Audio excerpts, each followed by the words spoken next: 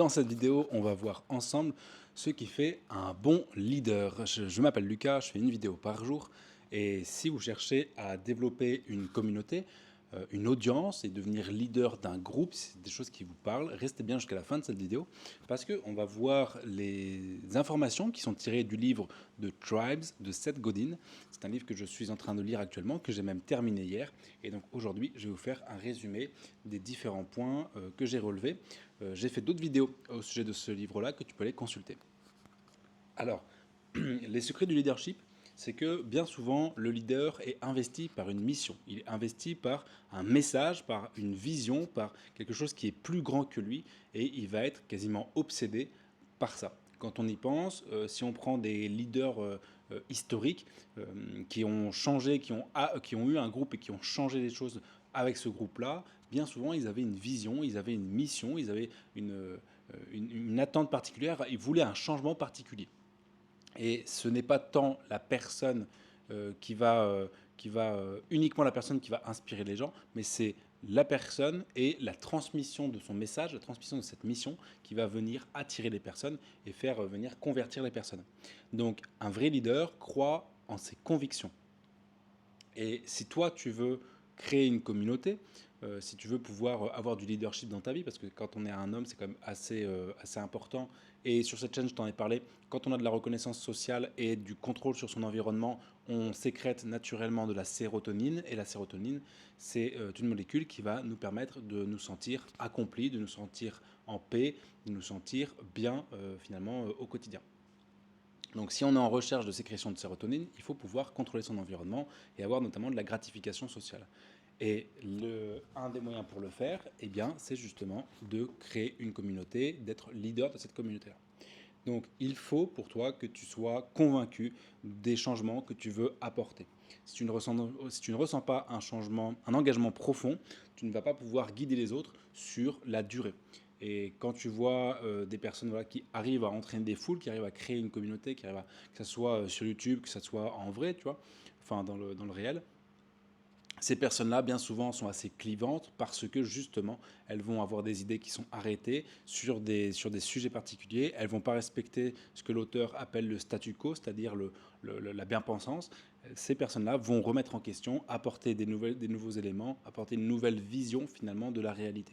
On peut prendre le cas d'Andrew Tate. Andrew Tate, il disait, voilà, il dit sortir de la matrice. Il prend le monde normal et il dit avec moi, vous allez sortir de la matrice. Et donc, du coup, il y a ce côté, on a envie d'aller avec lui parce que justement, on veut faire partie de ce groupe-là, des personnes qui ont compris et qui veulent sortir de la matrice. Donc là, c'est la même idée. Si jamais tu veux créer une communauté, il va falloir que tu trouves un message important, quelque chose en quoi tu crois profondément et que tu donnes ton point de vue particulier sur cette chose-là. Donc, l'auteur nous invite à peindre une vision du futur. Un leader partage une vision claire de l'avenir, là où il veut aller, les changements qu'il veut apporter. Hein, ce n'est pas forcément des changements énormes, politiques, sociétaux, mais ça peut être des changements sur la thématique que tu veux. Par exemple, je sais pas moi, tu es fan de piano, eh bien peut-être que ta vision du piano, ta vision de l'apprentissage du piano est différente. Et du coup, c'est pour ça que les gens vont venir te voir et s'abonner ou devenir en tout cas des fans de toi, parce que ta vision du piano, ta façon d'appréhender cette chose-là est différente des autres. Le leader inspire et raconte des histoires de changement et d'espoir, d'accord? En suivant ma méthode, en me suivant, en faisant partie du groupe, vous allez obtenir ça, ça, ça. Et vous allez obtenir les désirs finalement que veut son audience. C'est pour ça que c'est important de venir challenger le statu quo. Le leader, il commence par une volonté de changer les choses, de faire différemment. Hein, l'auteur, il en parle, il dit que ce sont des hérétiques. Souvent, les leaders sont des hérétiques dans le sens où ils vont venir challenger un petit peu la bien-pensance et ils vont venir sortir du groupe. Et c'est cette sortie du groupe, c'est cette façon d'être différent du groupe qui va amener des personnes finalement à venir nous suivre. Et donc justement, il vient challenger le groupe en étant des hérétiques. Il défie les normes finalement. Et il va créer une culture autour de l'objectif commun. Donc c'est-à-dire que le leader par la création d'une tribu, va rassembler des gens autour d'une culture commune, d'accord, d'une mission partagée, d'un objectif commun. Il va connecter les membres entre eux, de leur tribu entre eux. Et ça se fait, on peut prendre le cas des religions par exemple. On a toute une culture au niveau de la religion. On va avoir des symboles, on va avoir des habits, on va avoir des habitudes, on va avoir des rituels, on va avoir des mots spécifiques. Et tout ça, ça crée la culture de tribu et ça fait que finalement on se sent appartenir au groupe et ça resserre les liens entre les individus du groupe. Si en plus de ça, vous mettez en place dans vos communautés, dans votre tribu, justement des choses pour que la communication, il en parle dans son livre d'ailleurs, l'auteur en parle en disant que la communication, elle est de 4 aspects différents, 4 niveaux différents, 4 grilles différentes. C'est-à-dire qu'on a une communication qui est verticale du leader vers les membres de la tribu, des membres de la tribu vers le leader, des membres de la tribu entre eux au niveau horizontal et des membres de la tribu vers les gens qui ne sont pas encore dans la tribu. Et donc il dit de favoriser ces 4 aspects-là, hein, et notamment en mettant en place de la communication facile, fluide, claire, simple entre les membres de la tribu pour que ça puisse que les liens soient beaucoup plus forts entre eux. Les leaders sont curieux par essence puisqu'ils veulent comprendre le monde, ils cherchent à le transformer.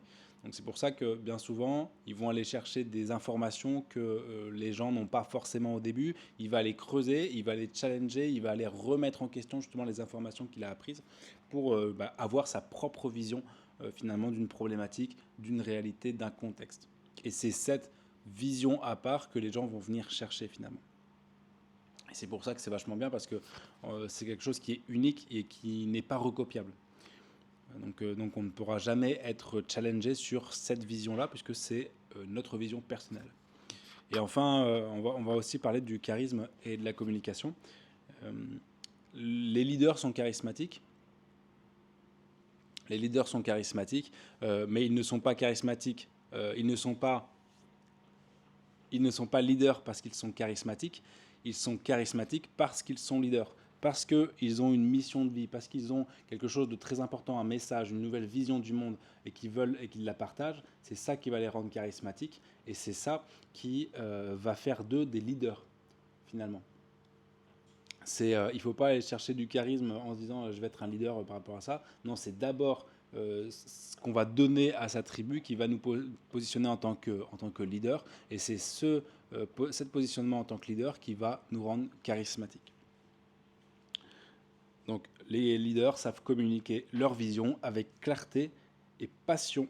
Ce n'est pas le charisme qui fait le leader, c'est le leadership qui rend charismatique. Un point également sur le fait de s'engager sur le long terme. Les leaders s'engagent sur la durée, même face aux critiques. Et c'est le point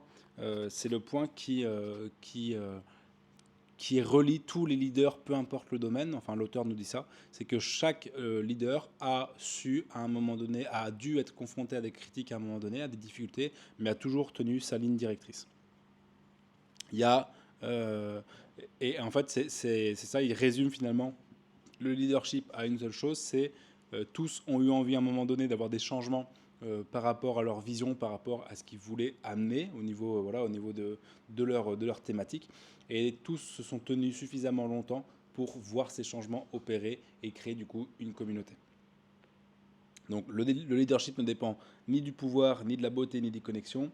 Ce qui compte, c'est la décision de mener, l'engagement et la volonté de changer le monde, de changer finalement la thématique dans laquelle on est. Si c'est par exemple dans la perte de poids, peut-être que ta propre vision de la perte de poids, des exercices, va faire que tu vas te différencier par rapport aux autres coachs sportifs et du coup, tu vas pouvoir avoir ta propre communauté qui vont te suivre non pas parce que tu fais de la perte de poids, mais parce que tu as une vision particulière sur la perte de poids, sur les exercices. Voilà sur cette vidéo, sur ce livre de Tribes de Seth Godin. Il fait 240 pages. Je vous conseille de le lire, il est plutôt cool, j'ai bien aimé, j'ai appris pas mal de choses. Et je pense que pour compléter, il faudrait que j'aille lire les livres de Simon Sinek, qui pareil parle de leadership. Et je crois que son idée principale, c'est de start with why, c'est de partir avec le pourquoi. Pourquoi est-ce qu'on fait les choses? Et ça connecte complètement avec l'idée de vouloir changer des choses, de vouloir d'avoir une passion et de la transmettre, voilà, de voir des changements que l'on veut opérer, enfin, de voir opérer des changements que l'on veut voir. Voilà, c'est pas clair. De faire des changements, de voir des changements que l'on souhaite et de travailler, de mettre en place des choses pour justement que ces changements aient lieu. J'espère que cette vidéo vous a plu. Je fais une vidéo par jour, donc je vous laisse vous abonner, liker et puis commenter. C'était Lucas, on se voit demain. Ciao, ciao.